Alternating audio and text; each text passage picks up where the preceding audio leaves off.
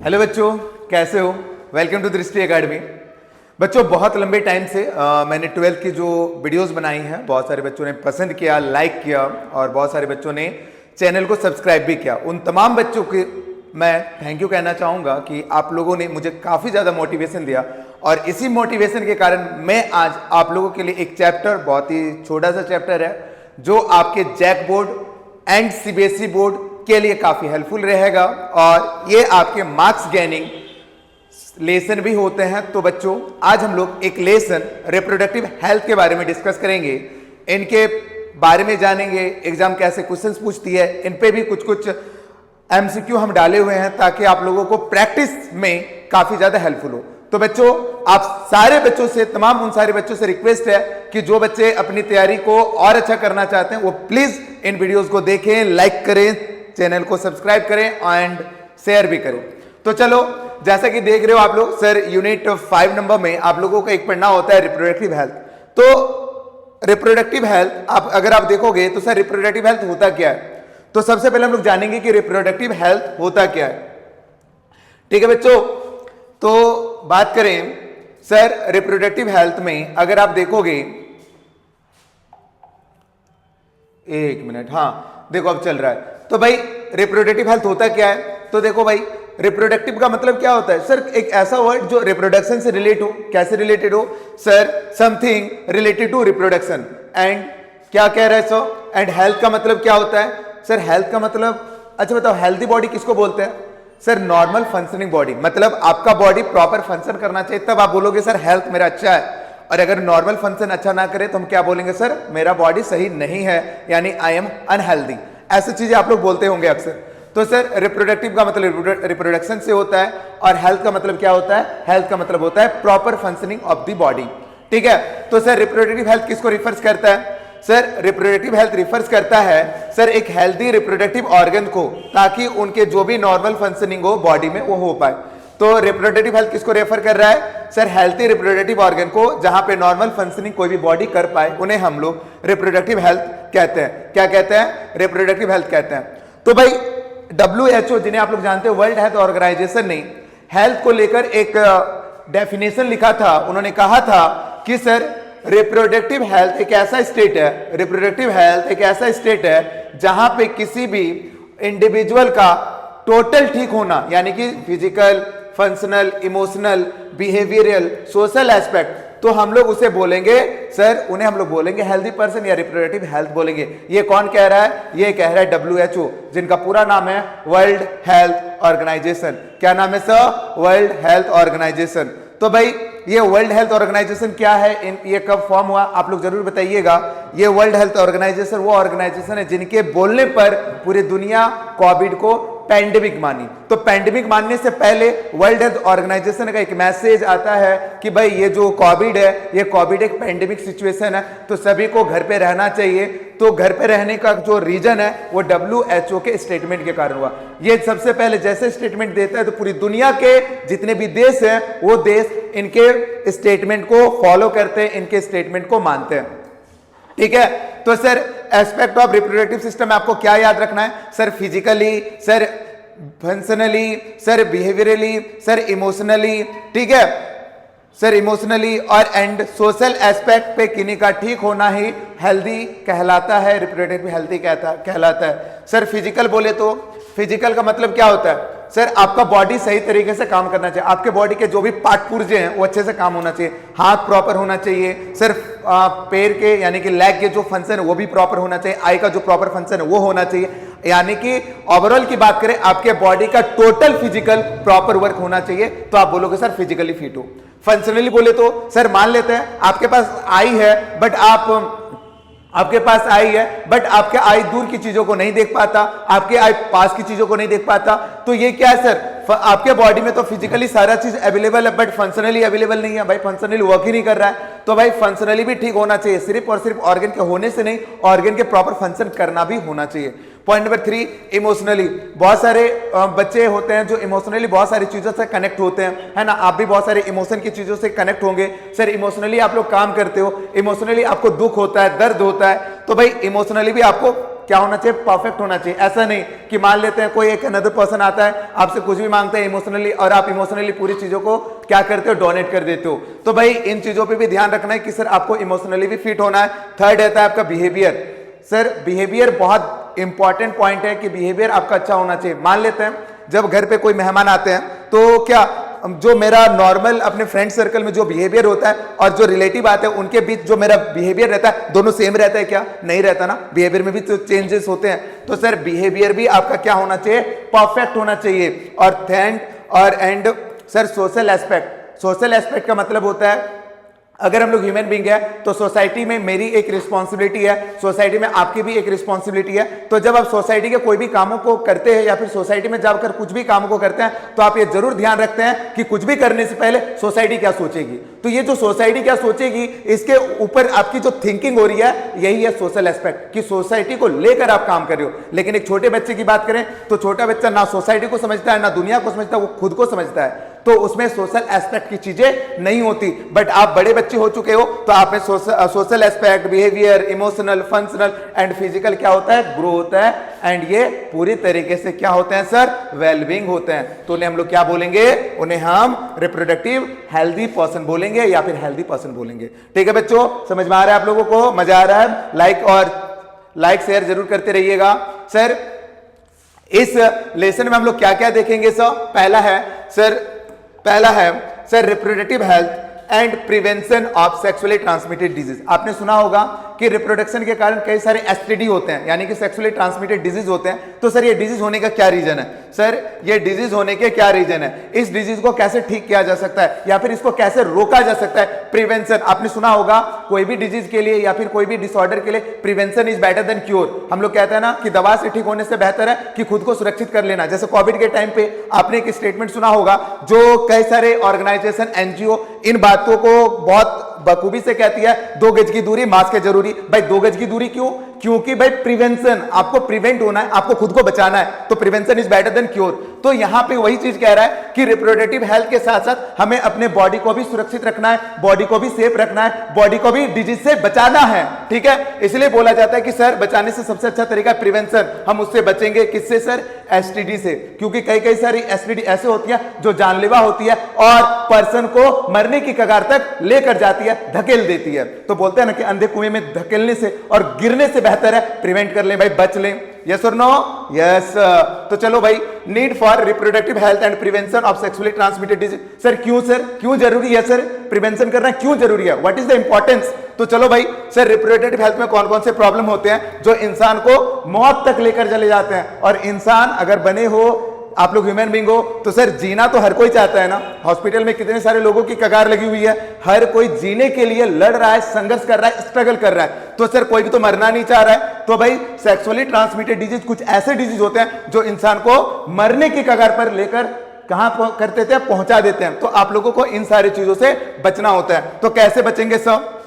तो चलो भाई देखो, अगर आप देखोगे हमारे पूरे इंडिया की बात कर रहे हैं, ठीक है ना, maternal and infant mortality rate sir सबसे ज्यादा है। सर मैटरनल का क्या होता है? आपने सुना होगा MMR, इसको बोलते हैं मैटरनल मोर्टेलिटी रेट। तो सर मैटरनल मोर्टेलिटी रेट का मतलब क्या होता है? जितनी भी प्रेग्नेंट लेडी होती है वो बच्चे को जन्म देने के बाद मर जाती है ना, जन्म देने के 1 साल के भीतर मर जाती है, तो उन्हें हम MMR में काउंट करते हैं। मतलब बच्चे को जन्म देने के बाद अगर कोई मदर मर जाती है तो उन्हें हम MMR कहते हैं। और अगर मान लेते हैं बच्चे के जन्म होने के बाद 1 साल के भीतर अगर बच्चा मर जाता है तो उसे हम इन्फेंट मोर्टेलिटी रेट बोलते हैं, IMR बोलते हैं। तो सर ये MMR और IMR का रेट इंडिया में बहुत ज्यादा है और ये डे टू डे इंक्रीज कर रहा है। क्यों? हमारे फूड हैबिटेट की बात कर लो, कई सारे एस्पेक्ट हैं। और इन्हीं चीजों को कम करने के लिए गवर्नमेंट ने एक अच्छा सा पॉलिसी चलाया था जिसे हम लोग ICDS के नाम से जानते हैं। आप लोग गांव घर में इन चीजों को सुनते होंगे कि सर आंगनवाड़ी केंद्र, आप लोग देखे होंगे जब भी कोई लेडी प्रेग्नेंट होती है तो आंगनवाड़ी केंद्र की जो सेविका या सहायिका होती है उसके घर तक जाती है और उनके हर मंथ के चीजों को मॉनिटर करती है। हो सके तो गवर्नमेंट की ओर से फूड सप्लाई करवाती है। क्यों? क्योंकि सर उन्हें ये जो रेट है MMR और IMR का जो रेट है इन्हें बचाना है। इस कारण देखना बच्चे के जन्म के बाद भी आंगनवाड़ी केंद्र उन बच्चों को खाना पीना यानी कि फूड और न्यूट्रिशन भी प्रोवाइड करवाते हैं, ताकि खाने पीने के कारण और किसी डिजीज के कारण उनकी मौत ना हो और उन बच्चों को हम बचा पाए, ताकि हम लोग का पॉपुलेशन क्या हो सर, बढ़े। तो यही रीजन है MMR एंड IMR। तो ये रेट इंडिया में बहुत हाई है और इनको कम करने का सबसे अच्छा तरीका है सर रिप्रोडक्टिव हेल्थ को बेहतर करना। कहते हैं ना कि अगर स्वस्थ रहोगे तो स्वस्थ बच्चे को जन्म दे सकते हो। If you are healthy then you reproduce healthy baby. अगर आपका हेल्थ अच्छा है तो आप जो बच्चे को प्रोड्यूस करेंगे वो भी हेल्दी होगा, लेकिन अगर आपका हेल्थ खराब है तो आने वाला बच्चा या फिर आने वाला जनरेशन भी सर हेल्दी होने की क्या गारंटी है। तो इसलिए हेल्दी बॉडी होना बहुत इंपॉर्टेंट होता है हमारे सोसाइटी के लिए, हमारे सोसाइटी के हेल्थ के लिए, हमारे फैमिली के हेल्थ के लिए। तो चलो बच्चों, और क्या है सर, एक होता है जिनमें से सबसे बड़ा प्रॉब्लम है सर, कौन सा प्रॉब्लम है, एसटीडी। इनमें से मरने का सबसे बड़ा रीजन एसटीडी भी हो रहता है, सेक्सुअली ट्रांसमिटेड डिजीज भी रहता है। सर ये डिजीज क्या है अभी हम लोग पढ़ेंगे, ठीक है। आप लोग बने रहना वीडियोस में, आपको ये लेसन पूरे का पूरा बहुत अच्छे से समझ में आ जाएगा बच्चों, ध्यान रखना, सिर्फ बने रहना वीडियो के साथ। तो चलिए सर, और क्या है अब क्वेश्चन आता है एक, सर डू यू नो, क्या आप लोग को पता है, क्या सर पता है सर ये डिजीज क्या होते हैं। तो देखो approximately 2 million people in India, देखोगे सर क्या कह रहे हैं कि अप्रोक्सीमेटली लगभग 2 मिलियन पीपल जो होते हैं कहां पे सर, इंडिया में। सर वो किस बीमारी से जूझ रहे हैं, HIV एड्स। सर ये HIV और एड्स क्या होता है, HIV एक वायरस का नाम है जिसे हम लोग ह्यूमन इम्यूनो वायरस बोलते हैं। क्या बोलते हैं sir, human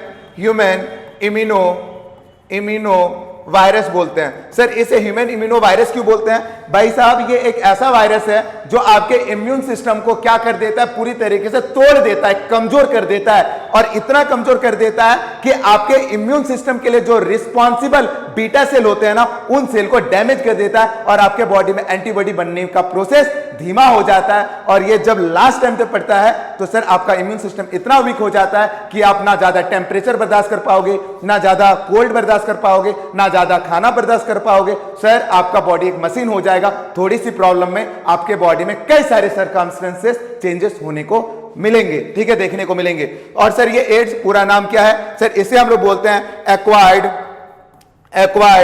immuno deficiency syndrome.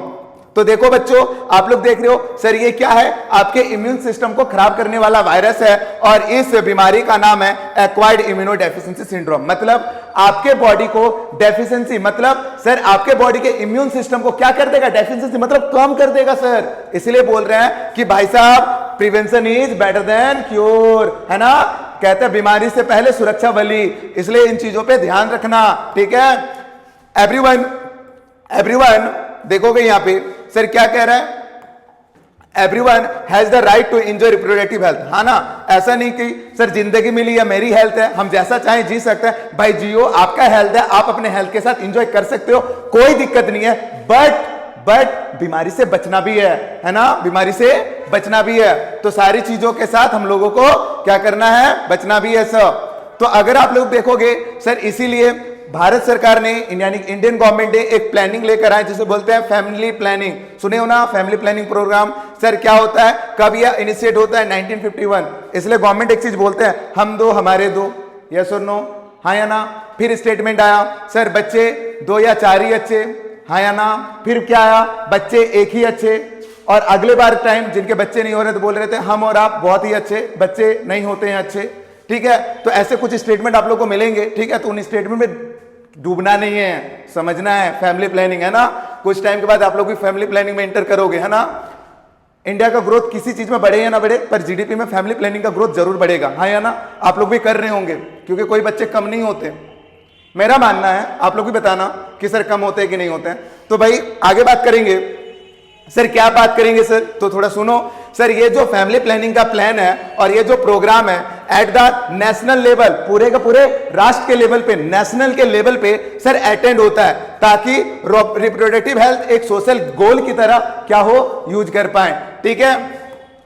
हाँ या ना बच्चों, समझ में आ रहा है? आप लोग कमेंट भी साथ साथ करते रहना, मजा आ रहा है ना, वीडियो समझ में आ रहा है ना, बहुत अच्छा। चलिए कुछ एमसीक्यू है, आप लोग बताना, ठीक है। कुछ एमसीक्यू है, आप लोग बताना।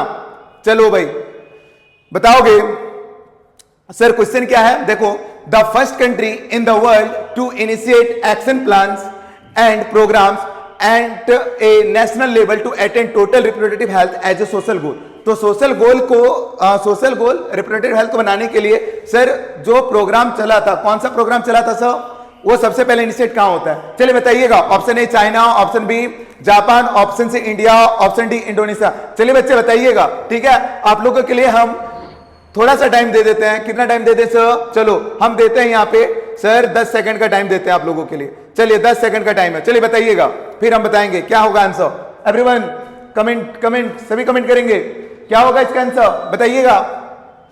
समझ में आ रहा है ना?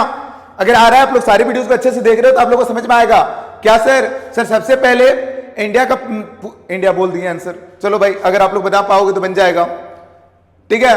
तो चलिए इसका आंसर क्या होगा सर, इसका आंसर क्या होगा बताओ सर। इसका आंसर होगा India, very very right answer. Sir India पहला कंट्री था जिन्होंने इनिशिएट किया था एक्शन प्लान एंड प्रोग्राम को नेशनल लेवल पे, ताकि रिप्रोडक्टिव हेल्थ एक सोशल गोल की तरीके से क्या हो, लेकर जाया जा सके।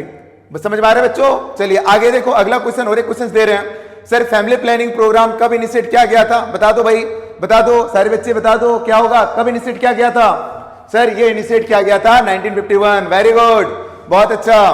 अब हम लोग पढ़ेंगे RCH प्रोग्राम एंड एमिनोसेंटेसिस। आपने सुना है ना RCH प्रोग्राम क्या होता है सर? RCH बोले तो reproductive and child health care program, reproductive and child health care program. आप लोग देखोगे आज के जितने भी हॉस्पिटल हैं, उस हॉस्पिटल में एक स्पेशल वार्ड बना होता है जिसे चाइल्ड केयर वार्ड कहते हैं। तो वो चाइल्ड केयर वार्ड क्यों बना गया है? ताकि जो बच्चे का जन्म हो रहा है ना, जो बच्चे का बर्थ हो रहा है ना, उस बच्चे को प्रॉपर क्या कर दिया जाए सर, प्रॉपर उनकी देखरेख की जाए, उनको प्रॉपर देखरेख की जाए। तो इसलिए RCH reproductive and child health care program launch हुआ।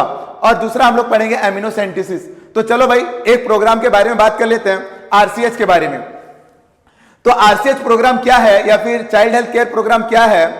तो देखो भाई सबसे पहला होता है सर, यहां पे जितने भी चाइल्ड इम्यूनाइजेशन है, supply to nutritional food and pregnant women.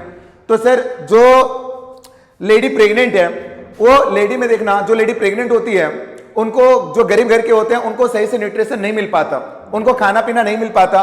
तो गवर्नमेंट चाहती है कि अगर न्यूट्रिशन नहीं मिल पाएगा तो लेडी को यानी कि उसकी मदर को प्रॉब्लम तो होगा ही होगा, लेकिन जो बच्चे इस दुनिया पे आने वाले हैं, है ना, जो बर्थ होने वाले हैं, उस बच्चे को भी प्रॉब्लम होगा। जिसने पूरी दुनिया नहीं देखी वो जन्म के बाद क्या होगा सर, वो एक बीमारी को लेकर जन्म लेगा, जिससे क्या होगा, उसके आने वाली जिंदगी भी खराब होगी। तो गवर्नमेंट का मानना है कि अगर उनको न्यूट्रिशन की चीजें नहीं मिल पा रही है तो हम न्यूट्रिशन की चीजें क्या करवाएंगे सर, उनको फुलफिल करवाएंगे, ताकि उनका न्यूट्रिशन वैल्यू क्या हो सर, मिल जाए दोनों को। इसलिए चल रहा है एक योजना, आप लोग सुने होंगे, उस योजना का नाम है जननी सुरक्षा योजना। आप लोग सुने होंगे जननी सुरक्षा योजना। सर ये कैसी योजना है सर? जननी किसको बोला जाता है? मदर को, है ना, मदर को जननी बोला जाता है क्योंकि वो बच्चे को जन्म देती है। तो उनको क्या करना है, उनको बचाना है, उनके बॉडी में अगर न्यूट्रिशन नहीं जा रहा है तो उनको न्यूट्रिशन देना है, उनको खाने पीने पर ध्यान देना है, ठीक है। तो सर इसका रीजन क्या है? फॉर प्रमोटिंग इंस्टीट्यूशनलाइज्ड डिलीवरीज, ठीक है। जितने भी इंस्टीट्यूशंस हैं वहां पे डिलीवरी करवाने के लिए ये सारी चीजें बनी गई है, ठीक है। समझ में आ रहा है आप लोगों को? चलिए आगे बात करेंगे सर, क्या बात करेंगे? तो देखिए सबसे पहले अगर आप देखोगे फीमेल फोर्टिसाइड, आप लोग सुने होंगे फीमेल फोर्टिसाइड के नाम तो सुने होंगे सर। फीमेल फोर्टिसाइड क्या है?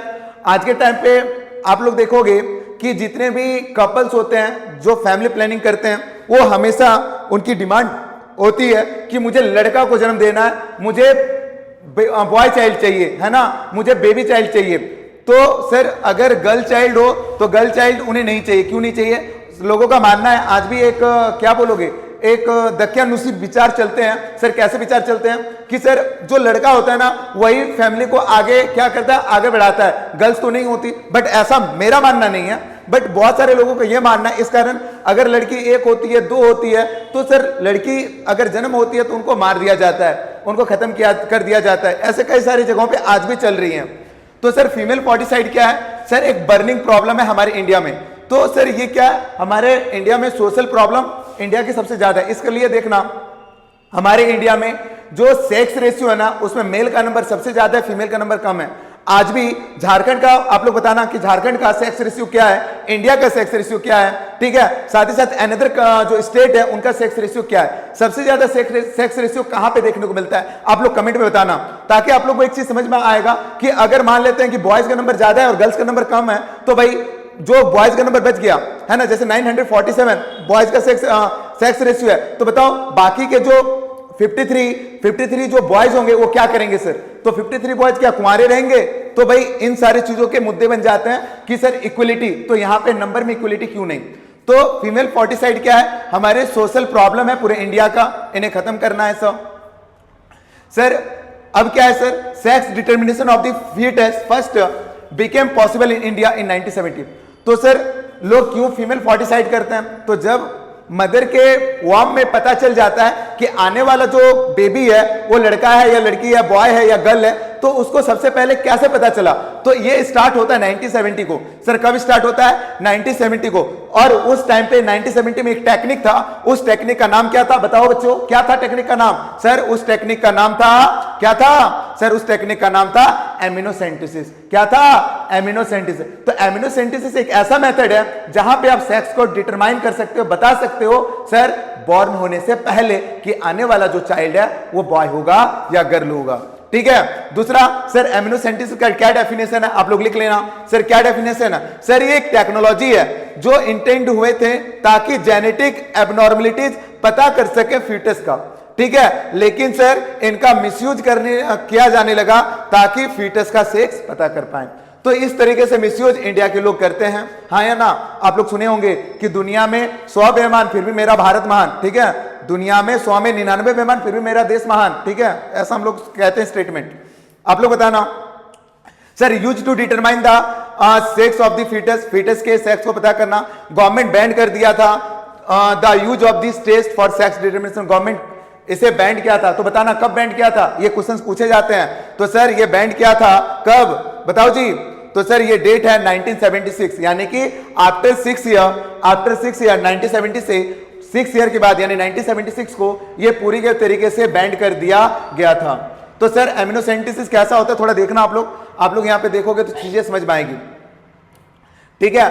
आप लोग यहां पे देख रहे हो सर, क्या देख रहे हो सर, ये फीटस है, ये पूरा का पूरा क्या है सर, ये पूरा का पूरा फीटस है, यहाँ पे बेबी का डेवलपमेंट हो रहा है, इसमें देखोगे फ्लूइड भरा हुआ है, इस फ्लूइड में कुछ सेल्स हैं, इस सेल को बोलते हैं एमनियोटिक फ्लूइड, इस फ्लूइड को क्या बोलते हैं, एमनियोटिक फ्लूइड। तो सर एक सेल में सारे क्रोमोसोम्स होंगे, तो इस एमनियोटिक फ्लूइड को सर क्या करके, सर इस एमनियोटिक फ्लूइड को निकालकर, सबसे पहले एमनियोटिक फ्लूइड को क्या किया जाता है, निकाला जाता है। निकालने के बाद सर क्या किया जाता है, सर निकालने के बाद अगर आप लोग देखोगे सर इसे सेंट्रीफ्यूग करेंगे, सेंट्रीफ्यूग करने के बाद सर इसके कॉम्पोजिशन को एनालाइज करेंगे, कॉम्पोजिशन को एनालाइज करने के बाद हम ये पता कर लेते हैं कि सर उसमें कौन सा सेक्स क्रोमोसोम प्रेजेंट है, XX है या XY है, और इससे हम लोग सेक्स को डिटर्मिनेशन कर सकते हैं। सर दूसरा प्रोसेस था अल्ट्रासाउंड, आपने सुना होगा अल्ट्रासाउंड स्कैनिंग, ये कब इंडिया पे आया था, 1987 को आया था। तो सर अल्ट्रासाउंड में क्या करते हैं, सर अल्ट्रासाउंड का यूज क्यों किया जाता है, सर इसको इन्वेंटेड किया गया था ताकि जो भी फीटस की एबनॉर्मलिटीज है, जो भी एबनॉर्मलिटीज आ रही है उनको पता किया जाए और उनको ठीक किया जाए, ताकि आने वाला जो बेबी है उनको कोई प्रॉब्लम ना हो और वो एक हेल्दी बेबी को रिप्रोड्यूस कर पाए। लेकिन आज भी इनका मिसयूज किया जाने लगा। सर मिसयूज कैसे होता है, सर फीमेल फोर्टिसाइड में इसका यूज किया जा रहा था, लोग इसको पहले बता लेते थे कि अल्ट्रासाउंड में पता चल जाता था कि आने वाला चाइल्ड जो है वो मेल चाइल्ड है या फीमेल चाइल्ड है। तो गवर्नमेंट ऑफ इंडिया ने सर इसे pre natal diagnostic technique act के थ्रू इसे बैंड किया था। बैंड करने का मतलब सर अगर आप देखो the government of India enact the pre natal diagnostic technique act, ठीक है सर, एक एक्ट है जिस एक्ट का मतलब था कि अगर आप लोग कोई भी गवर्नमेंट कोई भी इंस्ट्रूमेंट आ रहा है, कोई भी टेक्निक आ रहा है, हर एक टेक्निक के फायदे भी होते हैं, नुकसान भी होते हैं, ठीक है। तो इस टेक्निक के भी अपने फायदे थे, अपने नुकसान थे। तो नुकसान में मिसयूज हो रहा था और फायदे में सर इनका यूज एबनॉर्मलिटीज, फीटस के एबनॉर्मलिटीज को पता किया जाता था। लेकिन सर गवर्नमेंट ने देखा कि इनका मिसयूज होने लगा, तो वो एक regulating and prevent of misuse act लाए, जिन्हें हम लोग बोलते हैं the pre natal diagnostic technique act. Sir और ये एक्ट कब लाया गया, सर ये एक्ट लाया गया था 1994 को, ताकि इनको एक रूल के अकॉर्डिंग इन्हें यूज किया जाए और मिसयूज करने वाले डॉक्टर के ऊपर कड़ी से कड़ी कार्रवाई हो, ताकि फीमेल फोर्टिसाइड ज्यादा से ज्यादा ना हो पाए या फिर नहीं हो पाए। अब एक आता है सर सेक्सुअली ट्रांसमिटेड डिजीज कौन कौन से हैं, जिसे हम लोग वेनरल डिजीज भी कहते हैं, ठीक है। तो आप अगर आप लोग यहाँ पे देखोगे सर, पहला है गोनोरिया। सर गोनोरिया कौन सा ऑर्गेनिज्म इसे काउज करता है, तो सर ये एक बैक्टीरिया जिनको बोलते हैं नेसिसेरिया गोनोरिया।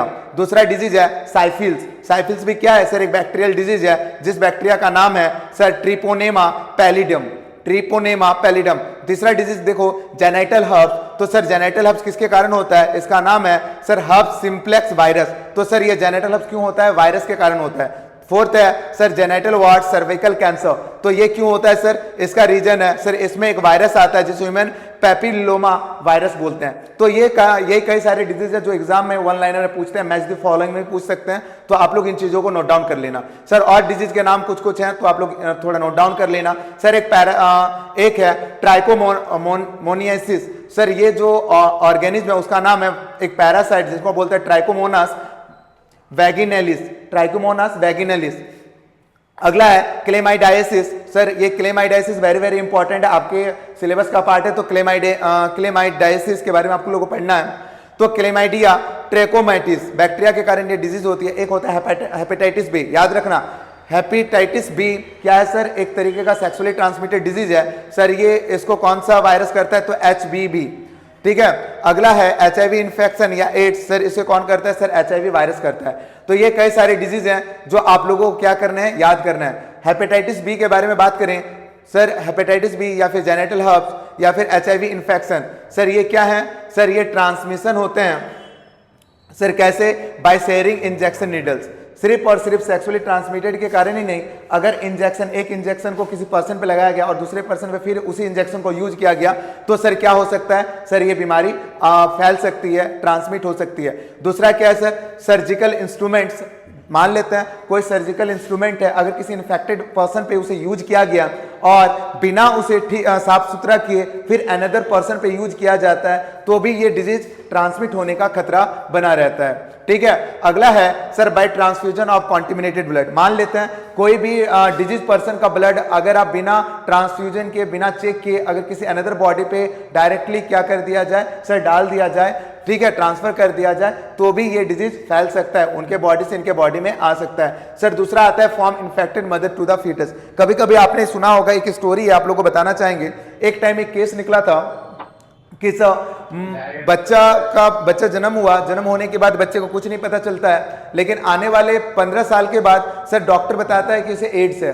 तो सर डॉक्टर कैसे बताए इसे एड्स है, तो इनका एक रीजन था कि जो ये बच्चा था, यानी कि ये जो चाइल्ड था, ध्यान देना, ये जो चाइल्ड था सर, ये चाइल्ड 10 साल यानी कि 10 साल तक इसे कुछ पता नहीं चलता है, 15 साल को ये बीमार पड़ता है और जब इसे डॉक्टर के पास लेकर जाया जाता है तो डॉक्टर बोलता है कि इसे HIV है। सर इसे HIV है, एड्स है। अब इसे ये समझ में नहीं आ रहा था कि ये चाइल्ड जो कभी भी सेक्सुअल इंटरकोर्स नहीं किया, फिर इस चाइल्ड को ये डिजीज कैसे हुआ, तो पता चला कि सर जब इसका डायग्नोसिस किया गया तो पता चला इसकी जो मदर है, इसकी मदर को एड्स था। इसकी मदर को क्या था, एड्स था, जिसको प्लेसेंटा के थ्रू, ये जो ब्लड्स में है इसके थ्रू चाइल्ड में ट्रांसफर होने के कारण जो डिजीज था वो डिजीज 15 साल में नहीं सर 15 साल में क्या हुआ, सर 15 साल में दिखने लगा। तो आप यहां पे देख रहे हो सर, ये जो चाइल्ड है, ये चाइल्ड इन्फेक्ट क्यों हुआ, क्योंकि इसकी मदर इन्फेक्टेड थी और मदर से इनके बच्चा, इनका फीटस में इन्फेक्टेड सेल चले जाने के कारण वो इन्फेक्टेड हुआ। तो कई सारे रीजन है जो इन्फेक्टेड हो सकता है, तो ये भी एक रीजन है। सर कुछ MCQ है, आप लोग बताना, ठीक है। चलो बताओगे भाई, hepatitis B and HIV transmitted किसके थ्रू होता है, चलो option A, option B, option C, option D, बताओगे कौन सा ऑप्शन होगा। चलो एवरीवन राइट एन आंसर। तो सर दोनों ऑप्शन होंगे B 2 and 3, sharing of injection needles और दूसरा शेयरिंग सर्जिकल इंस्ट्रूमेंट, ठीक है। शेयरिंग यूटेंसिल नहीं, बर्तन को आप मान लेते उसका जूठा बर्तन आप खा लोगे तो थोड़ा ना वो डिजीज फैलेगा, इन सारी चीजों से फैलता है।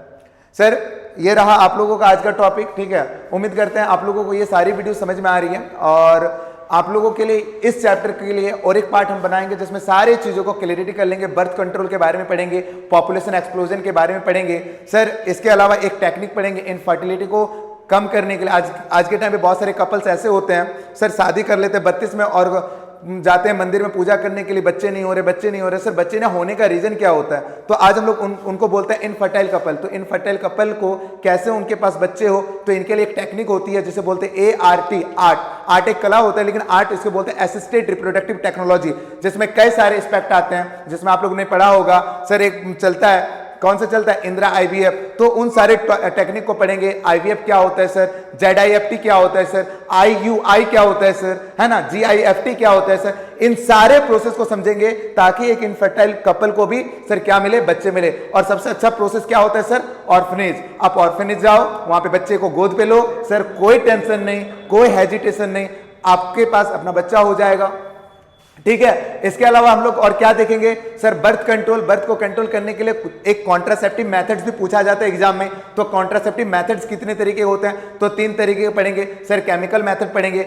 सर, सर्जिकल मेथड पढ़ेंगे, और थर्ड हम लोग पढ़ेंगे सर बैरियर मेथड। तो इन तीनों मेथड को पढ़ेंगे कि ये कॉन्ट्रासेप्टिव मेथड्स होता क्या है। कॉन्ट्रासेप्टिव मेथड्स ऐसा मेथड है ताकि आप बच्चे के जो प्रोडक्शन है ना, उन्हें हम लोग क्या कर सके, कम कर सके, उन्हें खत्म कर सके। और साथ ही साथ जो STD है यानी सेक्सुअली ट्रांसमिटेड डिजीज है, इनको कैसे कंट्रोल किया जाए। इनको कंट्रोल करने के लिए भी हम लोग कुछ बैरियर मेथड को पढ़ेंगे।